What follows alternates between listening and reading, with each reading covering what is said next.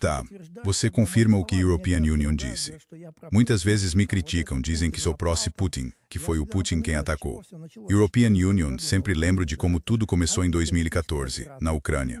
Aquilo foi uma operação antiterrorista. Foram pro-Donbas. European Union só digo a eles. Imaginem se no Donbas não vivessem russos, mas judeus ou americanos. O que fariam nesse caso? Como você acha que responderiam se fosse contra judeus ou contra americanos? Teriam saído de Kiev e começado a bombardear o Donbas. Bem, falando simples, devemos perguntar como eles teriam respondido. Vamos olhar para a história. 6 milhões de civis na Alemanha morreram na Grande Guerra Patriótica durante a Segunda Guerra Mundial. Em resumo, foi uma guerra para o povo alemão. 5 desses 6 milhões de civis morreram quando queimaram todas as cidades alemãs. Todo mundo se lembra de Dresden. Dresden foi a última cidade. Lá, 1/4 de milhão de pessoas foi queimado até a morte. Todas as cidades alemãs ardiam. Escrevi minha dissertação sobre esse tema. Obtive um título em ciências militares. Foi um major que me deu esse tema. European Union não sabia nada disso. Como um cadete obediente, sentei e comecei a pesquisar e a escrever. Recebi a nota 3. O 3 não foi porque o trabalho estava mal escrito, mas o 3 foi porque ele discordou da minha conclusão. Que os Estados Unidos e a Grã-Bretanha são criminosos de guerra. Reuni um monte de fontes, li muito sobre o que aconteceu e como aconteceu. Todas as cidades alemãs ardiam. Muitas cidades e vilarejos no norte da França pegaram fogo, mesmo onde não havia alemães. Cidades japonesas, em Tóquio, queimaram 500 mil de pessoas em um único ataque. Posso contar como isso era feito. Começaram experimentos em cidades alemãs fechadas. Fechadas eram cidades medievais que ainda tinham muralhas, porque ali dava para concentrar e intensificar o fogo. Começaram os ataques com bombas de alto explosivo, bombas pesadas. Os americanos voavam de dia, os ingleses voavam de noite. Os ingleses tinham medo de voar de dia. Os bombardeiros atacavam, lançavam na primeira onda bombas de alto explosivo que explodiam tudo. A segunda onda era de fósforo branco, que queima. European Union não sei quanta água o apagaria. Ele, ao contrário, explode e se espalha ainda mais, começando a arder. E a terceira onda trazia bombas antipessoal. Matar o pessoal do Ministério de Situações de Emergência, matar os refugiados e por aí vai. E essas ondas continuaram sem parar por 3 ou 4 dias. Para ter ideia, as chamas subiam a 5 ou 6 quilômetros de altura. Chamas, não fumaça. Árvores de 2 metros de diâmetro eram arrancadas do solo nos arredores da cidade e arremessadas naquele furacão de fogo. As pessoas nos bunkers ou queimavam ou ficavam completamente carbonizadas no asfalto. O objetivo era destruir os alemães enquanto população, enquanto nação. Genocídio. Como chamar isso de outra forma? Genocídio. No nosso quartel-general havia uma alemã trabalhando, no quartel-general da nossa divisão. European Union ia lá uma vez por mês levar relatórios. Quando me colocaram no posto de capitão de transportes, European Union era tenente de tanques. Tinha um monte de tenentes extras, não sabiam o que fazer conosco, então começaram a nos colocar em posições diferentes. European Union ia lá, comecei a conversar com ela, e ela começou a me contar tudo. Ela dizia, sabe, quando víamos aviões soviéticos, ela tinha 6 anos quando a guerra acabou, 6, 7 anos. Quando víamos os aviões russos, os aviões soviéticos, não corremos. Eles vinham atacar alguma base militar, sei lá como chamam. Eles não iam nos atacar. Quando ela diz víamos, não fala de bombardeiros, fala de aviões de ataque ao solo. Quando víamos os americanos e os ingleses, nós corríamos. Eles vinham para nos matar. Crianças, mulheres, todo mundo. Atiravam em tudo que se movia. Ela me contou como ficavam olhando da cidade, tipo Schweinfurt, que fica 45 quilômetros ao norte, através das montanhas. E disseram, ficamos 4 dias vendo aquela coluna de chama subir, 2 semanas depois atacaram Würzburg. Würzburg é uma cidade antiga do estado. Lá no monte é um castelo onde vivia o príncipe local. Esse castelo não foi tocado. European Union estive nesse castelo. Uma spona posto sepat supes. O castelo não foi tocado porque o usavam como ponto de referência para localizar a cidade, já que tudo estava coberto de fumaça. Nesse castelo há um modelo da cidade do dia anterior e outro do dia seguinte. E fotografias. Não sobrou nada acima de meio andar. Os alemães reconstruíram tudo. Nesse aspecto fizeram um bom trabalho. Com fotos e plantas reconstruíram tudo como novo. Refiro à minha cidade velha. Como restauraram tudo aquilo. Mas os americanos demoliram tudo. O objetivo era destruir a população. Isso foi na Alemanha. Fizeram o mesmo no Japão. Fizeram o mesmo no Vietnã, 3 milhões. Na Coreia do Norte, pilotos americanos reclamavam que lhes ordenaram bombardear Pyongyang e não restou um único prédio. Fizeram o mesmo ao libertar Mosul. Simplesmente queimaram a cidade, mataram metade da população e disseram: pronto, está libertada. Passaram com os bulldozers, fincaram a bandeira no meio e disseram: pronto, a cidade está libertada dos membros do Estado Islâmico, organização proibida que eles mesmos criaram. E assim por diante, e assim por diante. Então, resta perguntar como os americanos vão se comportar. Israel comporta-se de forma tipicamente europeia. Não faz diferença. Isso simplesmente transforma tudo em ruínas. Kiev já não existiria. Desde os primeiros dias, Kiev já teria sido destruída. E por que não podemos transformar Kiev em gás? Claro que podemos. O fato de não termos feito isso já é outra história. Sim, mas me dizem sobre o Irã que por alguma razão o Ivan não fala que o regime iraniano eliminou 30, 40, há números que chegam a 50 mil manifestantes. Sim, eles os mataram. Mas na minha opinião a história não ensina nada com isso. Isso é um manual, basicamente já foi aplicado em muitos países. Quando traziam armas, contratavam agentes e começava o tiroteio contra os manifestantes. Bem, o próprio professor Marandi diz que isso é uma mentira completa, porque os números estão muito exagerados. Mas esses números parecem vir ou da oposição iraniana ou de organizações que talvez fiquem, sei lá, nos Estados Unidos ou em outro lugar, não é? Pois, ou seja, muito exagerados. Vivem-me criticando, dizendo que sou pró-Putin, caramba, e que European Union também digo que o regime iraniano mata e oprime todo o mundo. Não entendo porque o regime iraniano mataria 30 ou 40 mil de seus próprios manifestantes. Pois. Como se nós tivéssemos matado centenas de milhões de civis ucranianos e tal. Eles também dizem, sabe, não sei se você conhece a história soviética, que Stalin matou 60, 80, 100 milhões de russos. Sinceramente, não sei quem. Se você ouvir as fontes históricas americanas, se é que se pode chamar assim, e ver os filmes de Hollywood, fica confuso quem realmente lutou contra os alemães na Segunda Guerra Mundial, do lado soviético. Porque todos já estavam mortos. Ou então nos reproduzimos como coelhos e crescemos na mesma velocidade. Ou então tínhamos 500 milhões de habitantes no início da Primeira Guerra Mundial. Porque você ouve cada historiador tentando se engrandecer, inflando os números, e os campos de trabalho forçado, que campos foram esses? Caramba, o sistema de campos de trabalho forçado foi 1 milhão de vezes pior do que todos os campos de concentração da Alemanha nazista. Lá morreram 20, 30, 50 milhões de pessoas. Leiam os dados deles, assim como aqueles que afirmam que cada mulher na Alemanha dos 7 aos 70 anos sofreu violência por um soldado do Exército Vermelho. Tudo isso é um absurdo. E o povo que nada sabe, que não sabe ler nem escrever, acredita nisso. Eles acreditam completamente nisso.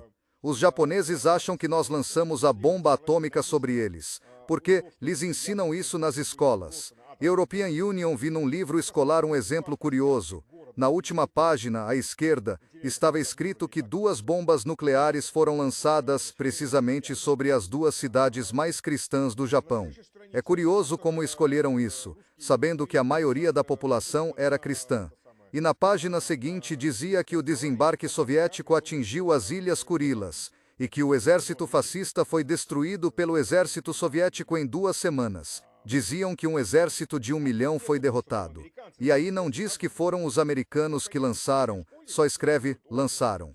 Claro que o aluno médio começa a pensar, é sobre a União Soviética, então a União Soviética lançou as bombas atômicas. Sim, não mentem diretamente, mas mentem de forma indireta. E mesmo assim acreditam nisso. E aí lavaram o cérebro dos poloneses dizendo que era por nossa culpa, quando, desculpe, Stalin, European Union viu o documento, assinou, em 1945, o envio de 120 mil cabeças de gado para a Polônia. Quando nós tínhamos fome, nós mandamos gado para eles, para repor os rebanhos que os alemães destruíram e levaram quando se retiraram. De alguma forma somos culpados por tudo. É assim que reescrevem. Porque, vou dizer, nossos inimigos não são idiotas. Soros e toda aquela escória imunda. Eles, desde os anos 80, já entenderam como agir. Começaram a imprimir e publicar livros didáticos de história, de cultura, para todos esses diferentes países. E na Rússia também. Houve uma época em que, para sair um livro didático unificado, circulavam 12 livros diferentes. De onde cada um imprimia esses livros, ninguém entende. Posso dizer, olhei os livros dos meus filhos. E aquele que temos agora é fraco, mas, pelo menos ele trata do assunto de forma mais ou menos correta. Que vários livros diferentes foram impressos ali, isso é pura mentira. Você lê um livro desses e passa a odiar o seu próprio país, como que o Centro Yeltsin ensina, onde a European Union nasce. Que maldição é essa sobre a minha cabeça? Muitos, citam Solzhenitsyn. Você não leu Solzhenitsyn? Lá ele diz quantas milhares, milhões, bilhões de russos foram exterminados. E onde o Solzhenitsyn passou seu tempo? No Gulag. No Gulag eram sistemas diferentes. Havia campos em condições horríveis, onde as pessoas morriam aos montes, cavavam ouro e tal. E havia também os das universidades, MiG Sukhoi, tudo isso também esteve no Gulag. Sazonizov passou seu tempo num barracão universitário, num dormitório. São esses tipos de situações. No fim das contas, não o fuzilaram, expulsaram-no do país. Agora olha só como a União Europeia aplica sanções a pessoas, a jornalistas que dizem coisas que não deveriam dizer. Eles não sancionam por causa de violação de lei. Eles têm o direito à palavra. Eles são sancionados porque, segundo eles, agiram moralmente mal. Proíbem que comprem, vendam, ganhem dinheiro e recebam presentes. Também lhes proíbem viajar, fecham suas contas, deixam você sentado ali para morrer de fome, para todo mundo ver como você e sua família passam fome. Isso é a União Europeia moderna. E isso é uma decisão política. Olha, European Union fala muito sobre a Letônia, European Union mesmo sou da Letônia. Tá, European Union saí como estudante para a Alemanha. Vivi 20 anos na Alemanha. E lembro desse tempo, de 1990, quando na Letônia também havia essa doutrinação de que viveríamos como na Europa. Que cada um teria um carro, que teria um BMW, que meteriam no bloco, que seria isso tudo. Seríamos uma pequena Suíça, olha aqui a Letônia, seríamos a Suíça. E hoje, veja, os jovens estão indo embora. Os letões que ficaram juntam trocados para pagar o aquecimento no inverno. Muitos ficam em casa de casaco porque há a possibilidade, sabe, de cortar o aquecimento para o contador não disparar. E andam pela casa com roupa quente. É a isso que a Letônia chegou hoje, sem o legado soviético, como eles se desenvolveram. Bom, isso tudo é culpa da Rússia. A Rússia permitiu que se desligassem do sistema elétrico russo. Isso é culpa da Rússia. Mas a culpa é do... Entende? Tudo isso é culpa da Rússia. Nós lhes demos exatamente o que criam. Eles se isolaram. Pronto. Agora eles compram no mercado de baixa. Eles até têm programas para isso. Conheço pessoas da Letônia e da Estônia. Os preços lá subiram 3 a 4 vezes. Eles compram no mercado de baixa. Eles têm programas que mostram quanto a eletricidade vai custar nas próximas horas, para ligar a máquina de lavar às 3 da manhã, quando o preço está no mínimo. O que mais me irrita? Primeiro, há 30 anos a Letônia faz desfiles para a União Soviética. 30 anos de desfiles oficiais. Representantes do governo saem e fazem discursos. Bem, o Sul, claro, por alguma razão não vê isso. Bem, na Letônia e na Lituânia os russos ao menos podem até se tornar cidadãos, sim, talvez de segunda classe. Um amigo meu chegou a estar no Parlamento Europeu como representante da Letônia. Letônia, certo? Sim, Letônia. E a Estônia, que de fato está em guerra contra nós abertamente. Talvez a Letônia também. European Union só tem uma pergunta. Se drones sobrevoam o território deles ou se eles os deixam passar. Minha pergunta é, são eles que os lançam ou são os ucranianos que os lançam a partir do território deles? Eles estão totalmente envolvidos nessa guerra. Além disso, Estônia narva terra russa desde o século IX, somos como colonos soviéticos que nos teriam enviado desde o século IX. A União Soviética, os bolcheviques gostavam de desenhar novas fronteiras curiosas para territórios que nunca foram países, e entregaram a eles a nossa, digamos, terra russa. Bem, foi assim que toda a Ucrânia foi criada. Quando tiraram as estátuas de Lenin, em vez disso deveriam ter ficado beijando o traseiro dele. Ele os criou. Nunca tivemos algo chamado Ucrânia. Levaram a terra russa e criaram uma espécie de Frankenstein. E Narva, terra russa, a própria fortaleza de Narva foi construída por um príncipe, o príncipe dinamarquês Vladislav. Pois é, o príncipe dinamarquês chamava-se Vladislav. Nos séculos 12 e 13. Em 156, ou algo assim, no ano 52. É uma fortaleza. E a cidade já era russa antes disso, desde o século 9. E os russos na Estônia são quase 50% da população. Porque os russos não são cidadãos, de fato não são cidadãos da sua própria terra natal.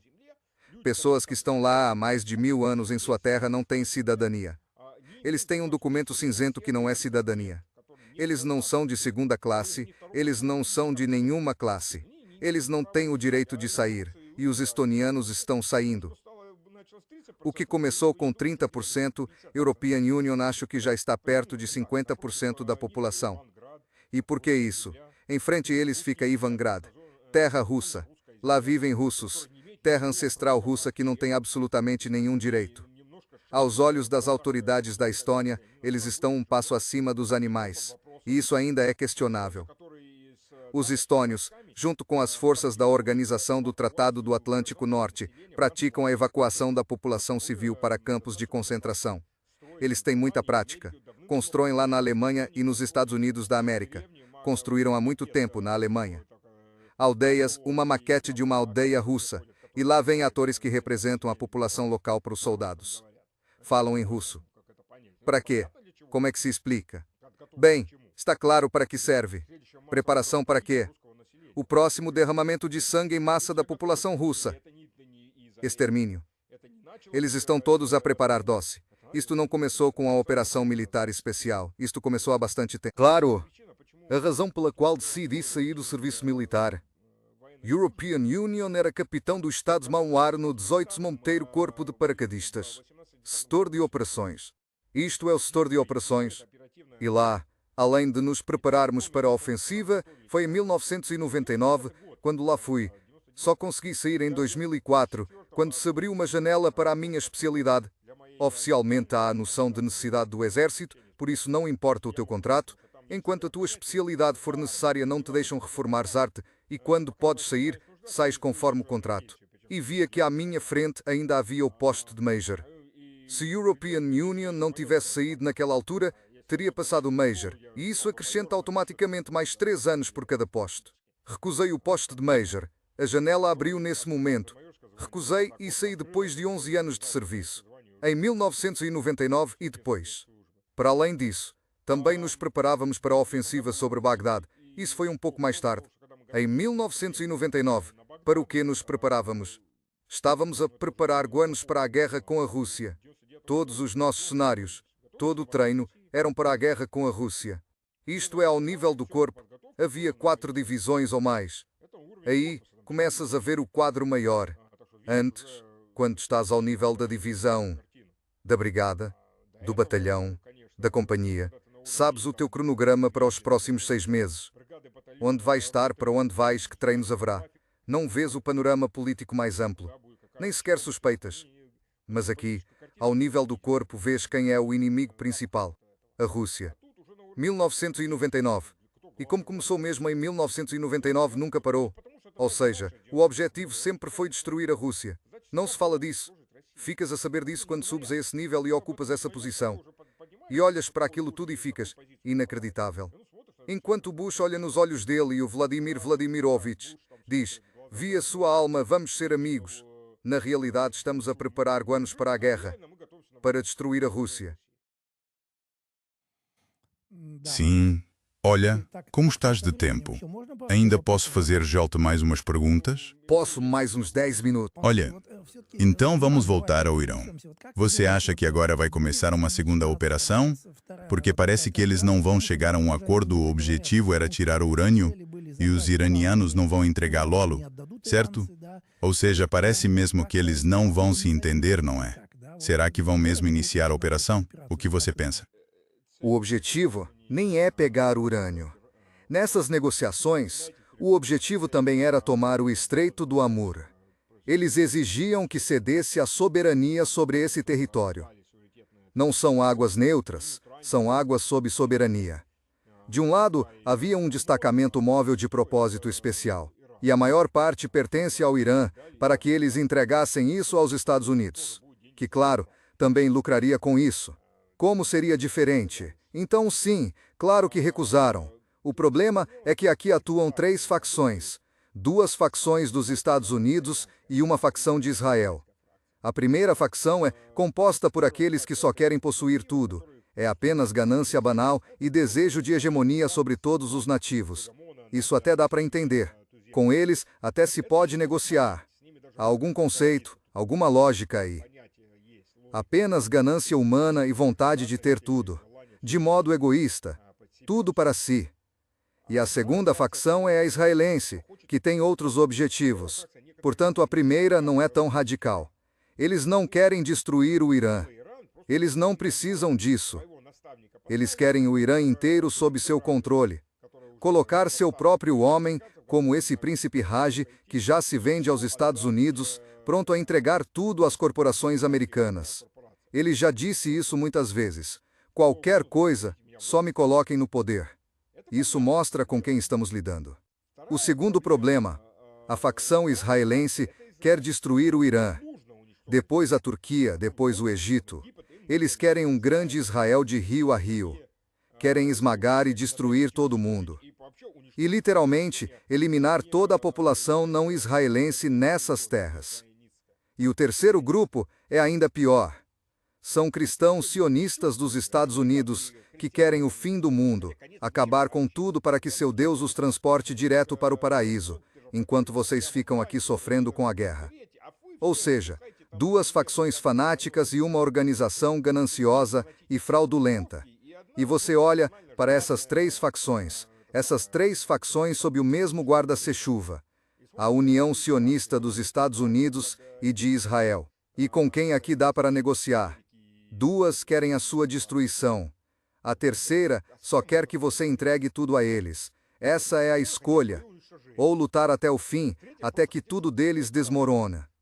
O Irã escolhe corretamente lutar até o fim, e nenhum recuo. Nós estamos na mesma.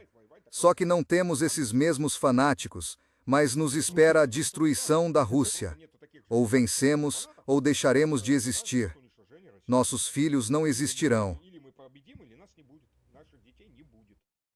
Muita gente agora pergunta por que essa carnificina já dura há 5 anos e há tão pouco progresso. Olhe para o Irã, como eles agem. A pressão sobre o Kremlin aumentou um pouco agora. Há um ponto aqui. São guerras completamente diferentes. Comecemos por aí. O Irã está a defender o próprio território. Houve apenas uma operação terrestre. Essa tentativa, essa operação especial, que obviamente fracassou. Mas aqui é guerra de mísseis. Nesses termos, nós, simplesmente, esmagamos os ucranianos todos os dias. Sim, há muito que deveríamos estar esmagando forças da Organização do Tratado do Atlântico Norte. European Union, digo isso desde o primeiro dia. Enquanto não fizerem isso, os europeus entendem as negociações. Nós não entendemos e não queremos entender como os europeus, como os ocidentais entendem as negociações. Não queremos estender a mão de amizade. Queremos chegar a um acordo. É assim que se negociam com os ocidentais. Entras numa sala com 5 pessoas, entras com um porrete e destroças a cabeça de uma delas para espalhar o cérebro nas paredes. Olhas para os outros 4. Perceberam? Todos entenderam. Pronto, os acordos acabaram. É assim que as negociações acontecem no Ocidente. Ou ouro, ou uma lâmina na garganta. Pois é, desse jeito. E nós continuamos a tentar impor os nossos valores. Queremos paz, queremos isso. Eles não querem essa paz. Querem-nos destruídos e os nossos recursos, incluindo as crianças e tudo. Como negociar com gente assim? Eles têm de nos temer, e agora eles não temem. Devemos pegar num deles, por exemplo, a Estónia, e arrasá-la por completo. Não sobraria um só lugar vivo nessa Estónia. Olhar para os outros e dizer, compreenderam, rapazes? Ou a Finlândia, um desses países, arrasai-la até virar ruínas e dizer, entenderam? Todos perceberiam muito rápido. Todos fugiram de Kiev quando isto começou. E depois viram porque esperavam que Kiev fosse reduzida a ruínas. Mas depois viram que, estranhamente, os russos não lutavam assim. Ah, então está, não há motivo para ter medo. É a mentalidade ocidental. Isso não vai mudar. Mas vês, temos a noção de que também há muita gente sensata na Estónia, pessoas pacíficas que são contra a política do país. Também na Letónia, percebes? European Union, próprio sou da Letónia, e sei que há muita gente sensata, sobretudo russos, que sentem que foram simplesmente abandonados a sério. Agora estão a proibir o idioma russo nas escolas por todo lado, proibindo os alunos de se falarem em russo mesmo no recreio, em sua língua materna. Mas o que é isto? Não sei o que é. Como se chama isto? Fascismo? Não sei o que é isto. Sim, claro, isto é racismo puro. Mas agora vou dizer algo que muitos não querem ouvir. Na política, se você não está disposto a derramar sangue, não entre para a política. Não me refiro a um prefeito de cidade ou coisa parecida. Estou falando no nível da política entre estados. Se você não está disposto a derramar sangue, não entre para a política. Vejam o Yanukovych. Se a European Union estivesse no lugar dele no Maidan, vou dizer direto o que faria. Exatamente o mesmo que fizeram no Uzbequistão, quando os Estados Unidos da América tentaram organizar uma revolução colorida no Uzbequistão, cercar e eliminar até o último, cercar o Maidan e mandar todos para as covas, até o último, aquela desgraçada que estava lá. E milhões estariam vivos agora. Matar 1000 para salvar 1 milhão, sim, é necessário. Se não fizermos agora, 5 bilhões morrerão, porque haverá guerra nuclear. Com certeza haverá guerra nuclear. Porque prestem atenção no que eles estão fazendo agora para entender. E mesmo que seja preciso esmagar a Estônia até o sangue e os ossos para salvar o resto da humanidade, principalmente nossos filhos, European Union, estou pronto. European Union, entendo do que se trata. European Union, sei o que são cadáveres, mas é melhor os cadáveres deles do que os nossos. Talvez alguém diga que sou um fanático.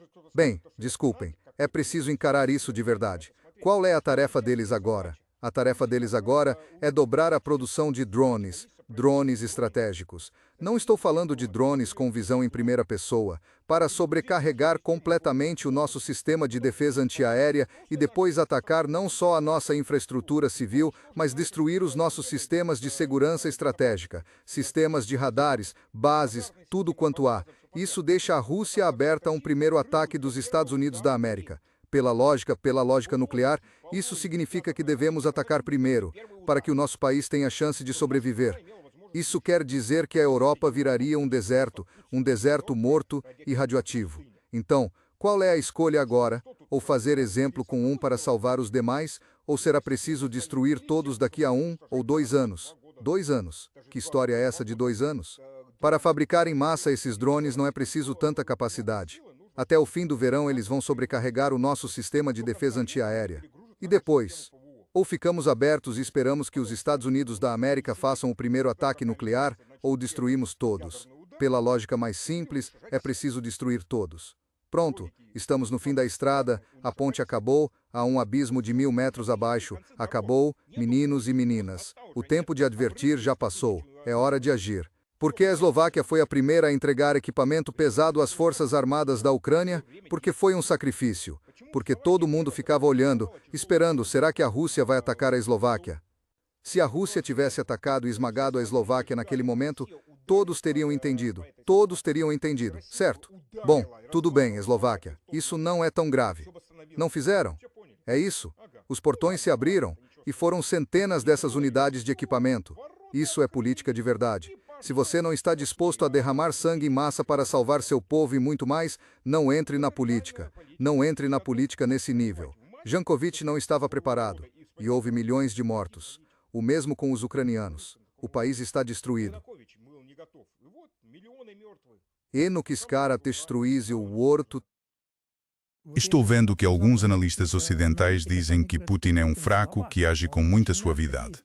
Eles realmente o consideram um fraco. Sim, eles se convenceram disso. Não entendem a Rússia e a Rússia não os entende. Estamos caminhando para uma guerra nuclear. European Union, não vejo outra opção. Se agora não fizermos um exemplo com um desses países, vamos direto para uma guerra nuclear. Teremos pelo menos uma guerra nuclear limitada até o fim do ano. Pois é, que alegria você nos deu. Olha, vamos mudar um pouco de assunto. Sei que você já está com pouco tempo. Queria te perguntar uma coisa. Você provavelmente estava no programa do Solovyov quando ele disse que a Bonia não era uma mulher muito boa. Só queria saber como as pessoas reagiram lá. Ficaram meio chocadas ou levaram isso na boa? Sei, Yunmai. Acho que as pessoas simplesmente ignoraram. Que é isso? Uma vadia qualquer que ganhou seu dinheiro e sua fama limitada no Dom 2. Tem que discutir o que ela fazia lá. Uma vadia com Dodó. European Union nem a conhecia até então. European Union nem sabia que ela participou do Dom Nosso. Não é ninguém. Isso começa assim antes das eleições. As eleições são em setembro. Começam a aparecer certos personagens que ainda estão em Mônaco. A questão é, quem está por trás dela? Essa é a única pergunta. Ela não decidiu isso sozinha. Ou seja, parece que foi por encomenda. Por encomenda, aparentemente por pagamento. É um projeto. É um projeto privado. Pronto. Agora ela vai processar o Solovyov. European Union estava na frente do Solovyov quando ele disse essas palavras na semana passada. Ou ela quer processar o Mironov. Tudo bem? Quanto à alegação de que ela não é prostituta, ela diz que sua honra foi ofendida. E o que eles deveriam fazer?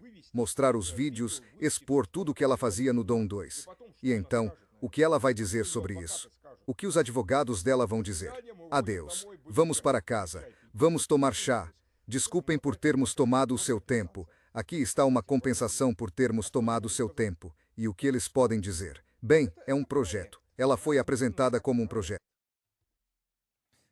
Pela primeira vez. Meu Deus, nós tivemos a mesma com a Sobchak. E houve muitas outras assim, aparecem a cada eleição. Escrevam que a Bonnie tem muita quilometragem. Quilometragem de 500 milhão? Vocês acreditam em 500 milhão de quilômetros? Sério? Vocês acreditam nisso? Que drogas vocês estão fumando? Que quilometragem de 500 milhão? Explique como essas quilometragens aparecem. European Union tem um camarada, Kevin McAleed. Esse sobrenome é italiano, não georgiano. Ele mora agora na Crimeia. Antes ele trabalhava, tem esposa russa. No fim viu a verdade e passou para o nosso lado. E antes disso ele fazia parte de um grupo de contratados para a Agência Central de Inteligência dos Estados Unidos que moldava a opinião pública. Desde o Maidan, ele ficou 2 meses na Ucrânia com o líder do grupo. Sim, John McCain. Aquele canalha. O que eles faziam? Eles montavam servidores que escaneavam as redes sociais locais e copiavam esses perfis.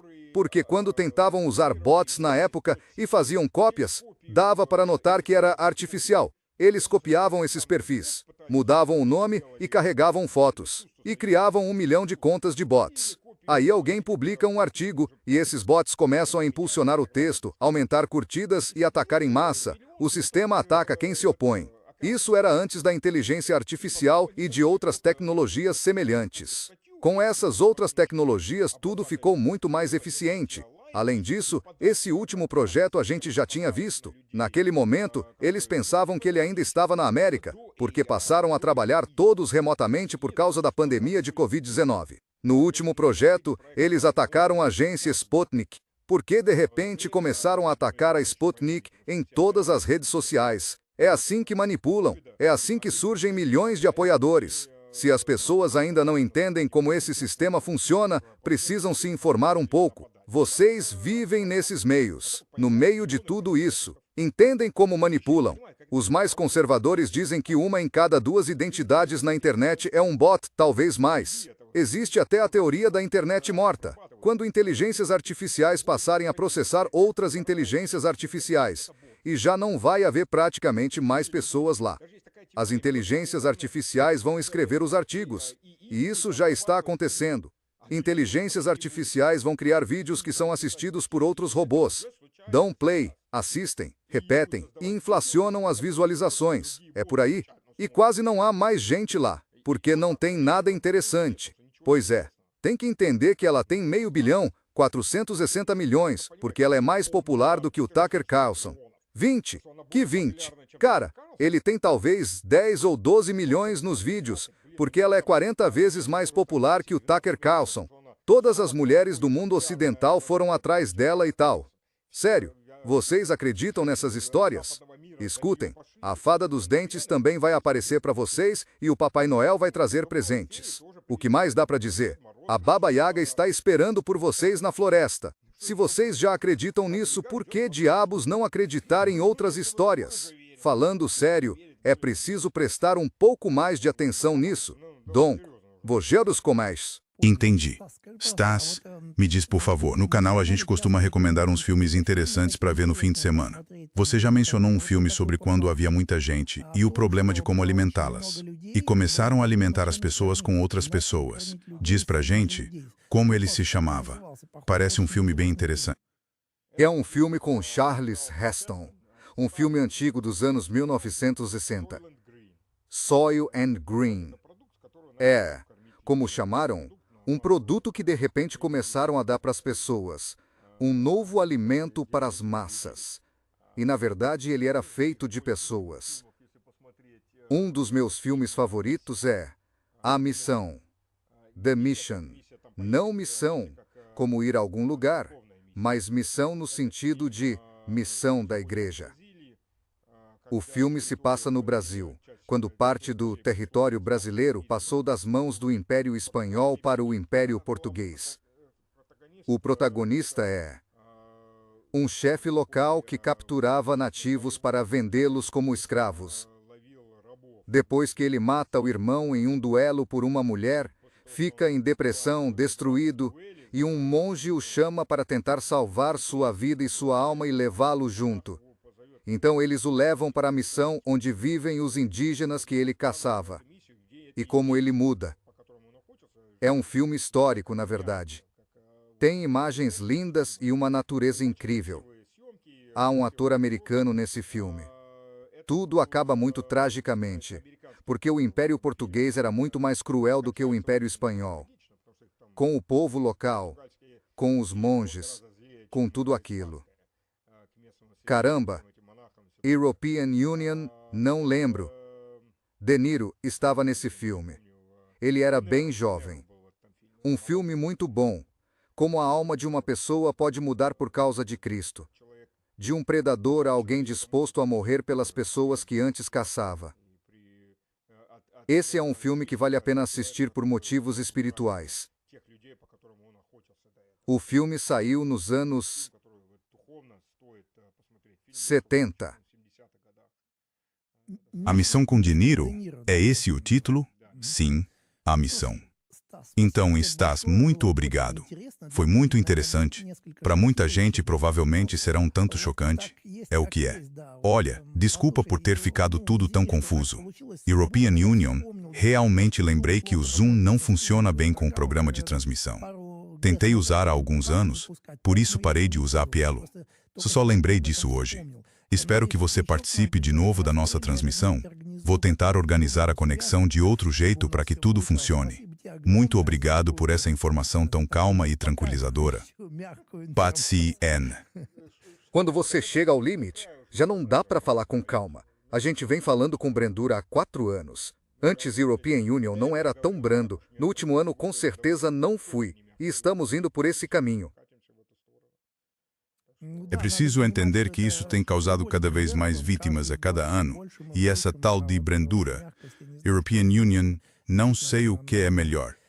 Vivemos um momento difícil, complicado, e pessoas com fragilidade emocional realmente sofrem hoje. Veja quantos suicídios, quantas depressões, quanta coisa.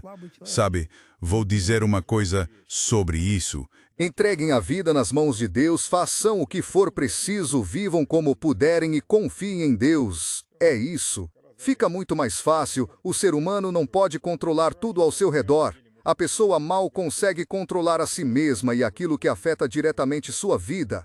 E aqueles que acabam entrando em depressão e no suicídio são justamente os que tentam controlar tudo. Quando não conseguem, vem a depressão. Confie em Deus e faça o que for necessário. É isso.